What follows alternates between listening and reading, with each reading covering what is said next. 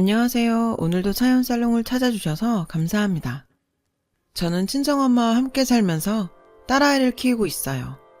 집에 여자만 셋이다 보니까 하루 종일 수다 떠는 게 주요 일과지만 그래도 꽤 재미있게 살고 있죠. 가족 구성원을 보고 짐작하셨겠지만 저는 한부모 가정의 가장이에요. 요즘 세상에 이혼이 흠도 아니고 제가 잘못해서 헤어진 것도 아니라 부끄럽진 않아요. 누가 남편은 뭐하냐고 물을 때면 전 숨기지 않고 솔직하게 이혼했다고 말해요. 그런데 가끔은 이혼 사유까지 꼬치꼬치 캐묻는 사람들도 덜어 있어요. 그럴 때면 전 이렇게 말을 하죠. 제가 남자 보는 눈이 없어서요. 남편은 바람둥이의 쓰레기였죠. 그러면 열이면 열 힘들었겠다고, 그동안 고생 많았겠다고 말하곤 더 이상은 묻지 않더라고요. 정확한 이혼 사유는 남편의 외도였어요. 지금 생각해도 치가 떨리는 일이죠. 다행히 어느덧 딸이 엄마를 이해할 나이가 되어서 이제는 속상했던 지난날을 딸 앞에서 넋두리하곤 한답니다. 남들이 들으면 자식 앞에서 그게 무슨 추태냐 하겠지만 남편은 저뿐만 아니라 딸아이에게도 상처를 주었죠. 우리 모녀에게 씻을 수 없는 상처가 된 지난날을 털어보려고 사연을 보내게 되었어요. 저는 가난한 집안에서 태어났어요. 3남매의 장녀로요. 가난한 집안의 장녀의 삶이 어떤지는 다들 아실 거예요. 말 그대로 저는 살림 미천이었고요. 그럼에도 늘 희생을 강요받았고요. 학창시절부터 늘 돈에 쪼들려 사시는 부모님을 보며 일찌감치 꿈을 접었어요. 그 대신 돈을 벌어야겠다는 생각을 했죠. 그래서 중학생 때부터 닥치는 대로 아르바이트를 했어요. 고등학교를 졸업하면 바로 취업할 생각이었죠. 그렇게 돈에 집착하게 된 이유는 바로 동생들 때문이었어요. 밑으로 동생이 둘이었던 저는 어떻게든 동생들을 대학에 보내고 싶었거든요. 그래서 꿈도 포기한 채 어른이 될 날만을 기다리고 있었어요. 특성화 고등학교에 진학한 저는 성적이 좋았던 덕에 졸업과 동시에 한 기업에 취직을 할 수 있었어요. 돈 버는 게 쉬운 일은 아니더라고요. 하지만 제 월급이 집안 살림의 보탬이 되었기에 보람은 있었죠. 그런 저를 보며 부모님은 늘 미안해 하셨어요. 그러던 어느 날 저는 한 남자를 만나게 되었어요. 제 나이 23살 때였죠. 직장 상사의 친구였는데 저희 회사에 들렀다가 우연히 저와 마주치게 되었고 그는 초면임에도 불구하고 다짜고짜 제가 마음에 든다며 저녁을 사겠다고 했어요. 솔직히 황당한 상황이었지만 인상도 좋고 훤칠한 외모에 끌려서 저는 승낙을 했죠. 그는 퇴근 시간에 맞춰 회사로 저를 데리러 왔어요. 순간 설레더라고요. 지금까지 가족을 위해 돈을 벌어야 된다는 강박을 가지고 살았던 제겐 남녀 간의 데이트는 딴 세상에서 벌어지는 일인 줄 알았거든요. 장녀예요? 고생이 많았겠네요. 남자는 제게 이런저런 것들을 물었고 제 얘기에 귀 기울여 들어주었어요. 밥을 먹는 내내 화기애애한 분위기 속에서 우린 대화를 이어갔어요. 그리고 헤어지려는 순간 저녁 잘 먹었다고 감사 인사를 하는 제게 남자는 앞으로도 계속 볼 사이인데 무슨 그런 말을 하냐며 자연스럽게 애프터 신청을 하더라고요. 저 역시 그 남자가 마음에 들었던 터라 전화번호를 알려주었고 우린 이후에도 종종 만나게 되었어요. 그렇게 한 달도 안 돼서 우린 정식으로 사귀게 되었고요. 그를 만나는 순간순간이 저에겐 꿈 같은 시간이었어요. 지금껏 책임만 강요받고 살아온 저에게 온전히 믿고 의지할 사람이 생겼으니까요. 이 사람과 함께라면 뭐든 다 할 수 있을 것 같았죠. 하지만 가족들에게는 말하지 않았어요. 왠지 제 처지에 어울리지 않는 호사를 부리는 것 같아 미안했거든요. 그렇게 1년 가까이 시간이 흘렀고 전 24살이 되었어요. 어느 날 업무 중에 몸이 좀 이상하다는 걸 느꼈어요. 평소와 달리 몸이 나른하고 졸음이 몰려오더라고요. 그때까지만 해도 대수롭지 않게 그저 감기 기운이 아닐까 생각했었죠. 그런데 문득 달력을 보고는 심장이 덜컥 내려앉는 것 같았어요. 생리 예정일이 한참 지나 있었던 거예요. 저는 애써 피곤해서 그런 걸 거라고 믿고 싶었지만 그런 불안한 마음은 가시지 않았죠. 결국 약국으로 가서 임신 테스트기를 사들고 나왔어요. 그리고 회사 화장실에서 테스트를 했죠. 선이 나타나기 전까지 얼마나 심장이 쿵쾅거리던지. 그리고 마침내 붉은 선이 떠올랐어요. 2줄이었죠. 임신을 한 거예요. 그 순간 눈앞이 캄캄하더라고요. 남친이 임신 사실을 듣고 어떤 반응을 보일지 몰랐으니까요. 아이 먼저 가졌다고 하면 나를 버리고 떠나는 거 아닐까?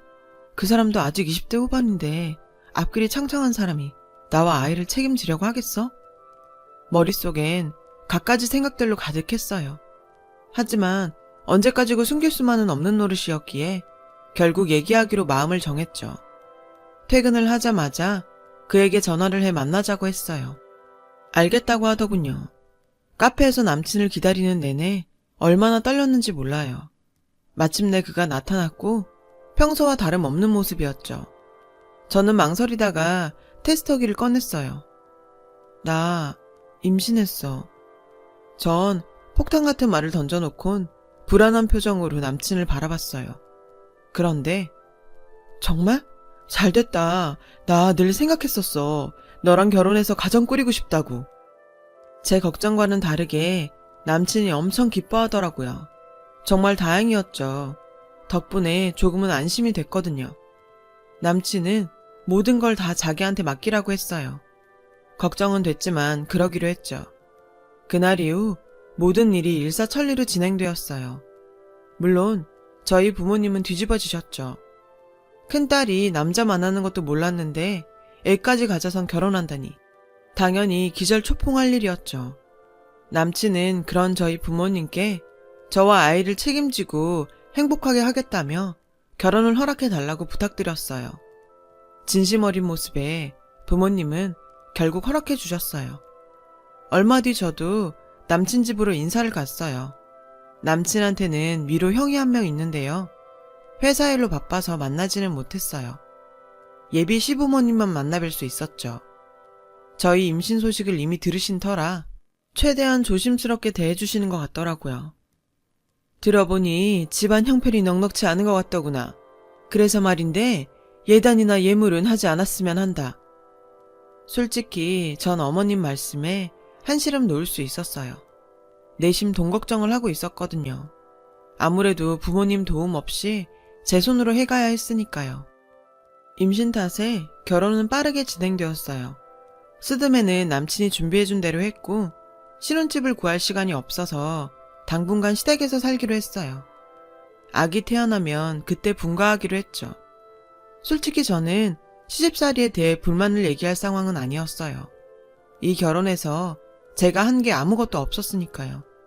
배가 불러오기 전 결혼식을 치렀습니다. 결혼식은 꽤나 크게 치렀어요. 아버님의 사업 덕에 많은 손님들이 오셨어요. 그래도 난데없이 24살밖에 안 된 딸을 시집 보내게 된 부모님 얼굴에 기쁨보다는 걱정이 더 많이 보였죠. 반면에 저는 살짝 들떠 있었어요. 부모님과 동생들한테는 미안하지만 어깨에 짊어지고 있던 짐을 내려놓은 것처럼 시원하기도 했죠.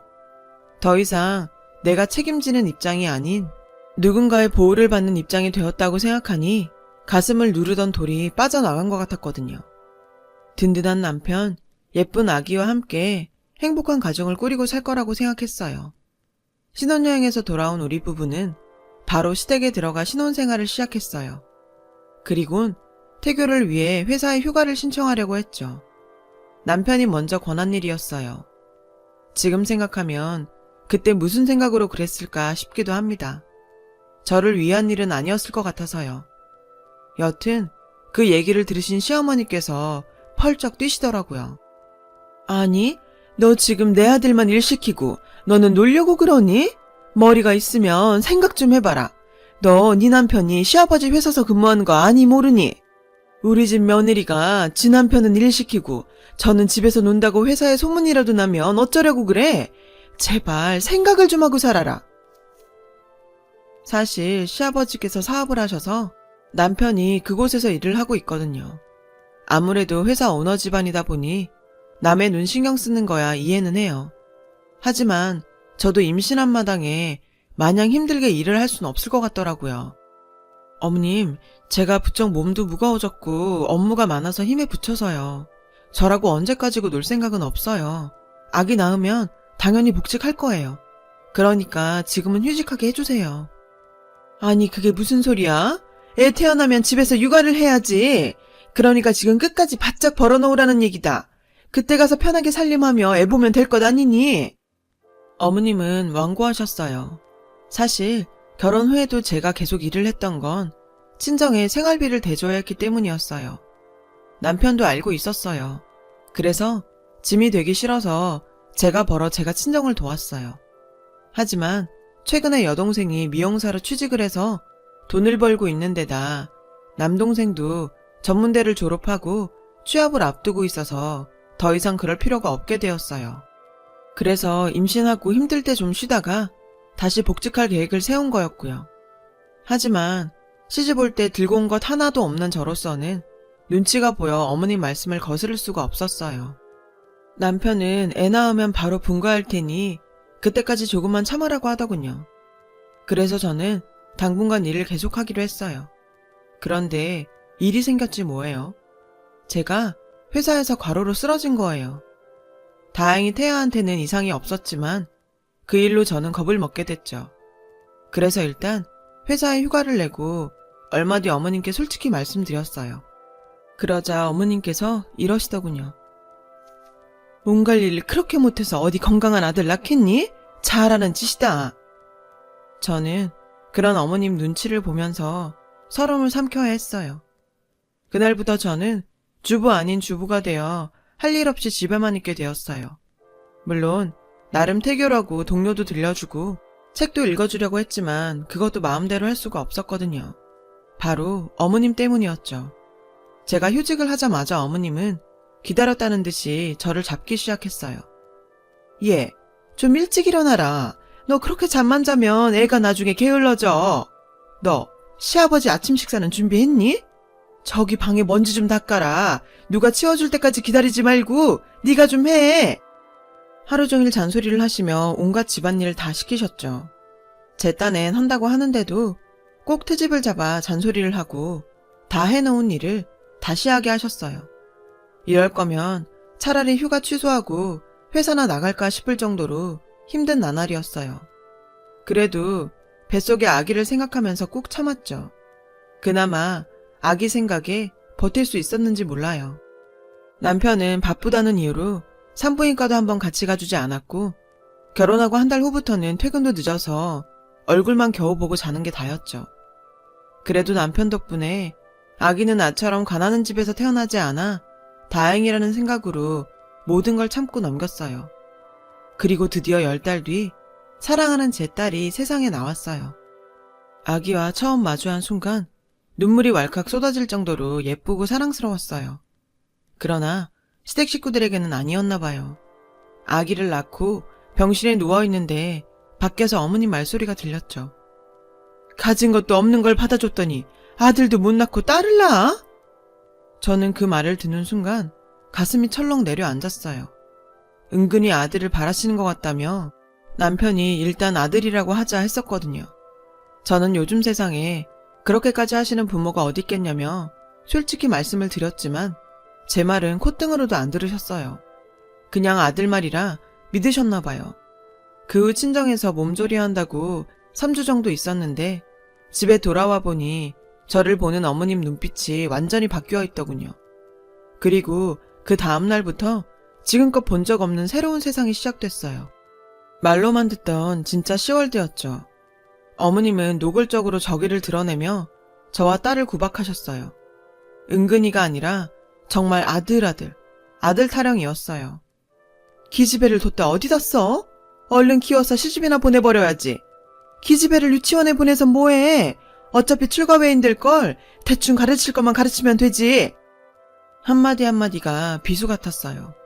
전 아기가 들을까 손으로 딸아이 귀를 감싸곤 마음으로 울었어요. 그렇게 눈물을 삼키는 날들이 늘어갔고 분가하는 날을 기다리며 버텨갔어요. 하지만 생각지 못한 불행이 닥쳤어요. 바로 남편과 이혼하게 된 것이죠. 사유는 앞에서 밝혔다시피 남편의 외도였어요. 하지만 저를 더욱 비참하게 만든 건 남편의 외도가 아니었어요. 어느 날 어머님은 외출을 하시고 딸아이와 둘이 집을 지키고 있는데 누가 초인종을 누르더라고요. 보니까 고급스럽고 화려한 옷차림의 여자였어요. 제가 누구냐고 물었더니 이희진 씨 만나러 왔어요. 글쎄, 저를 만나러 왔다지 뭐예요. 그 말에 전 문을 열어주었어요. 그랬더니 그 여자는 당당하게 집 안으로 들어와선 턱하니 거실 소파에 앉더라고요. 나 그쪽 남편이랑 만나는 사이예요. 저는 그게 무슨 말이냐고 물었고 그 여자는 친절하게도 차근차근 설명을 해주더라고요. 잘 들어요. 매도 먼저 맞는 게 낫다 싶어서 내가 먼저 온 거니까. 나 그쪽 남편이랑 만난 지 1년 다 되어가요. 당신 남편이 결혼하자고 프로포즈까지 한 상태고요. 물론 유부남인 거 알고 시작했어요. 그 사람이 그러더라고요. 부인이랑은 곧 이혼할 거니까 자기랑 결혼하자고. 이런 얘기 남편한테 듣는 것보단 나한테 듣는 게 낫지 않아요? 손이 부들부들 떨리고 심장에 요동을 쳤어요. 참으려고 해도 나도 모르게 눈물이 흘렀죠. 나는 집에서 어머님의 그 모진 폭언을 견디며 아기와 버티고 있었는데 이 인간은 제가 임신했을 때부터 이미 다른 여자랑 놀아나고 있었던 거예요.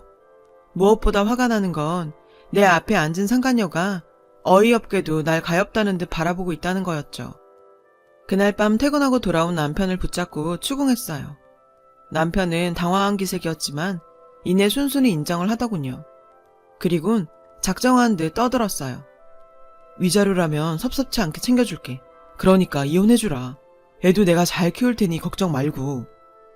아이를 데려간다는 말에 전 꼭지가 확 돌았어요. 절대로 어머님 있는 집에 내 딸을 남겨놓을 순 없었거든요. 그건 절대 안 돼. 내 배 아파 낳은 내 딸이야. 누구 맘대로 당신이 키운대? 다른 건 몰라도 아이는 안 돼. 그러자 남편이 절 보고 한심하다는 표정을 지으며 그러더군요. 솔직히 네가 가진 게 뭐가 있어? 애 교육은 제대로 시킬 수 있을 것 같아? 그래, 우리 엄마가 손주 욕심 있는 거 나도 인정해. 그래도 여기 있으면 먹고 사는 거 걱정 안 해도 되잖아. 그리곤 절 위로한답시고 그러더군요. 걔 좋은 여자야. 겉모습이 화려해서 그렇지 착하고 아이도 잘 돌본다고. 우리 애도 자기 딸처럼 돌봐주겠다고 이미 약속까지 했어. 기가 막히고 어이가 없어서 저는 소리를 질렀어요. 미친 소리 하지 마. 내 딸 절대 못 줘. 그러자 남편은 며칠 뒤 보란듯이 이혼 소장을 제게 보냈어요. 저는 법원을 들락거리며 양육권을 얻기 위해 최선을 다했어요. 하지만 남편에 비해 경제력이 없었던 저는 양육권을 뺏기고 말았어요. 그렇게 저는 위자료만 받고 이혼을 하게 되었어요. 딸아이 첫 돌도 치르지 못한 시점이었죠. 남편은 위로랍시고 아이는 정기적으로 볼 수 있게 해주겠다고 선심을 쓰더군요. 저는 그렇게 피눈물을 흘리며 친정으로 돌아왔어요. 친정 부모님은 저의 불행이 모두 당신들 탓이라며 자책을 하셨어요. 그 후로 남편은 약속대로 교섭일마다 딸아이를 보여주긴 했어요.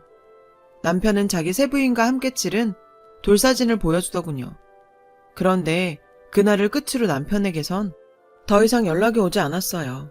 전화번호를 바꿨는지 없는 번호로 나오더군요. 하는 수 없이 전 무작정 시댁으로 찾아갔어요.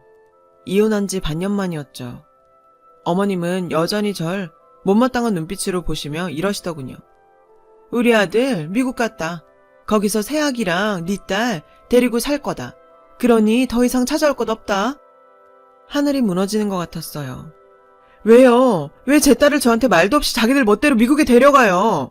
그런 일이 있으면 저한테 말은 해야죠. 당장 그 사람 전화번호 가르쳐 주세요. 고마운 줄도 모르고 어디서 큰 소리야. 니들 어차피 끝난 사이 아니니? 이참에 너도 정 떼고 새 인생 살라고 배려해주면 고맙습니다 하고 떨어질 일이지. 어디 와서 행패야? 어머님은 절 문 밖으로 쫓아내셨어요. 그리곤 다시는 문을 열어주지 않으셨죠. 집으로 돌아온 저는 엄마를 붙잡고 한참을 울었어요. 마음 같아선 당장 미국으로 쫓아가서 내 딸을 찾아오고 싶었지만 간다고 만날 수 있는 것도 아니어서 마음만 졸이며 남편한테 연락이 올 때까지 기다릴 뿐이었어요. 그렇게 전 한동안 알아 누웠어요. 뭘 먹으면 다 개워내고 몸도 마음도 황폐해진 저는 결국 삶의 의지마저 잃어갔어요. 그런 딸을 지켜볼 수밖에 없었던 저희 엄마는 눈물로 밤을 지새우셨죠. 그렇게 삶의 희망을 놓은 어느 날 일이 터졌어요. 저희 아빠가 시댁에 가서 손녀딸을 내놓으라고 난동을 부리신 거예요. 죽어가는 딸을 보며 참을 수 없었던 거죠. 시어머님은 그런 아빠를 고소했고 제 동생들은 시댁에 찾아가 손이 발이 되도록 빌어서 겨우 합의를 했어요. 그런 모습을 보고 전 마음을 다잡았어요. 가족까지 상처 입힐 수는 없으니까요. 추가라 열심히 살아서 언젠가 내 딸을 꼭 찾겠다고 다짐했죠. 저는 다시 회사에 다니며 복귀를 하려다가 이혼 소문이 나는 바람에 눈치가 보여 그냥 사직을 했어요. 다행히 경력을 인정받아 새 직장을 구할 수 있었죠. 저는 야근도 마다 않고 열심히 일했어요. 틈틈이 영어 공부도 했고요. 제게 남은 딸아이의 흔적은 신생아 때 병원 팔찌를 차고 찍은 사진과 발도장이 찍힌 종이 한 장뿐이었어요. 전 그걸 보며 버티며 살아갔어요. 그렇게 8년이란 시간이 흘렀고 저는 회사에서 승진해서 안정적인 생활을 하게 되었죠. 덕분에 집안 형편도 나아졌고요. 두 동생들 역시 자리 잡아서 성실히 살고 있었고요. 하지만 모든 게 좋아진 건 아니었어요. 그 사이 아빠가 돌아가셨거든요. 간암이셨죠. 발견 당시 이미 많이 진행된 상태라 솔직히 치료가 무의미했어요. 아빠는 치료를 거부하셨고 집에서 생애 마지막 시간을 보내셨죠. 아빠는 마지막까지 제 걱정을 하셨어요. 애비로서 제게 해주신 게 없다시며 하늘나라에 가서라도 제 딸을 지켜주시겠다고 약속까지 하셨죠. 그러던 어느 토요일이었어요. 두 동생은 아침 일찍 출근을 했고 엄마는 친구 딸 결혼식에 가셔서 저 혼자 집을 지키고 있었죠. 그때 초인종이 울렸고 전 놀라서 아무 말도 할 수 없었어요. 문 앞에는 화장기 없이 초췌한 얼굴의 여자가 잠든 아이를 업고 서 있었어요. 전 남편의 상간녀였어요. 여자는 문이 열리자마자 저를 밀치고 집 안으로 들어와 문을 꼭 잠궜어요. 지금 뭐 하는 짓이에요? 제가 소리치자 여자는 소파에 잠든 아이를 내려놓고는 제게 말했어요. 도와줘요. 나 좀 숨겨줘요. 여기 당신 딸이에요. 내가 데려왔어요. 죽을 뻔한 걸 데려온 거라고요. 그 말에 저는 잠든 아이를 바라보았어요. 8살쯤 된 여자아이였죠. 제 딸이라는 걸 믿을 수가 없었어요. 상간녀가 데려왔으니 더더욱 그랬죠. 제가 믿지 못하자 여자가 그러더군요. 나는 당신한테는 불륜이었지만 그래도 한때는 그 남자를 정말 사랑했어요. 그 사람 아이까지 키울 수 있을 거라고 생각할 정도로요. 정말이에요. 당신한테서 딸을 뺏은 건 미안해요. 내가 못된 년이었어요. 그 사람뿐만 아니라 아이도 사랑할 수 있다고 생각했어요. 정말 그랬고요. 정성을 다해서 내 딸처럼 키웠어요. 내 아이도 가지지 않으면서까지요. 그런데 그 사람이 몇 년 전부터 절 때리기 시작했어요. 시아버님한테 자금을 받아 새 사업을 시작했는데 그게 잘 안 됐거든요. 아버님이 지원을 끊으시자 남편은 술에 빠져 지냈고 그때부터 변했어요. 그 사람 손에 무언가 들렸는데 번쩍이는 게 무기인 것처럼 보였어요. 그게 진짜 총인지 아닌지는 모르겠지만 그 순간 언제고 이 사람 손에 죽을지도 모르겠다는 생각이 들더군요. 당신한테 죄를 지어서 벌 받는 게 아닌가 생각했어요. 전 그렇다 쳐도 이러다 애까지 어떻게 될까봐 그 길로 그 사람 몰래 한국으로 도망왔어요. 그 여자의 얘기에 전 충격을 받았어요. 제가 알던 남편이 맞나 싶더군요. 아무리 저와는 안 좋게 헤어졌다지만 사람을 때리고 무기까지 들 정도의 인간 말종이라니. 그런 인간과 내 딸이 한 공간에서 숨쉬고 살았다고 생각하니 아찔했어요. 세상 모르고 잠들어 있는 아이를 보니 너무 가여워서 전 잠든 아이를 끌어안고 펑펑 울었어요. 상황적으로는 이 여자한테 고마워해야 하지만 그래도 앙금을 지을 수는 없었어요. 그런 제 마음을 눈치챘는지 여자가 그러더군요. 이런다고 지난날 당신한테 저지른 일들을 용서받을 수 없다는 거 알아요. 용서받으려고 한 일도 아니고요. 사실 저 우리 집에서도 내쳐졌어요. 부모님은 유부남과 노란한 딸이 용서가 안 되셨나 봐요. 그럴만도 하죠. 이번에 한국 와서도 찾아가 봤지만 이혼하기 전엔 절대 못 받아주시겠대요. 저라고 이혼 안 하고 싶겠어요? 누구보다도 원한다고요. 여자는 감정이 복받치는지 잠시 말을 잇지 못했어요. 잠시 뒤 여자는 제게 쇼핑백 하나를 내밀었어요. 맞을 때 찍어둔 동영상이에요. 맞은 상처를 찍어둔 사진도 있고요. 그거면 치인권과 양육권 받아낼 수 있을 거예요. 사랑스러운 아이예요. 눈에 넣어도 아프지 않을 만큼. 그동안 미안했어요. 여자는 울먹이며 무릎을 꿇었어요. 전 가만히 보다가 여자의 손을 잡았어요. 우리가 비록 악연으로 만났지만 이제는 다 잊고 살아요. 내 딸 잘 키워줘서 고마워요. 그렇게 저와 여자는 서로의 상처를 위로하고 위로받았어요. 둘 다 남자 잘못 만난 죄로 악연을 맺었지만 딸아이로 인해 우린 화해할 수 있었죠. 전 여자한테 그 사람과 정리되면 언제 얼굴 한번 보자고 연락하라고 했어요. 여자는 그러겠다고 하더군요. 그렇게 여자는 자리에서 일어났고 현관문을 나설 때까지도 아이에게서 눈을 떼지 못했어요. 두 눈에는 눈물이 가득 고여 있었죠. 그 모습에 그동안 이 여자가 내 딸을 얼마나 사랑해 주었는지 알 수 있었어요. 그래서 더욱 안심이 되더라고요. 그날 이후 모든 게 쏜살처럼 지나갔어요. 깨어난 아이는 엄마를 찾았고 저는 내가 진짜 엄마고 앞으로 같이 살아야 한다는 걸 알리느라 고생을 했죠. 여자는 아이의 적응을 위해 종종 찾아와 도움을 주었어요. 딸아이가 저를 받아들이기까지는 시간이 꽤 걸렸어요. 다행히도 아이는 어른스럽게 받아들였죠. 그리고 얼마 뒤 전 남편이 한국으로 돌아왔어요. 그리고 본격적으로 그 여자와의 이혼 소송이 시작됐고 동시에 저와의 친권과 양육권 싸움도 시작됐어요. 여자가 가져다준 증거들로 인해 9년 전과는 확연히 다른 상황이 전개됐죠.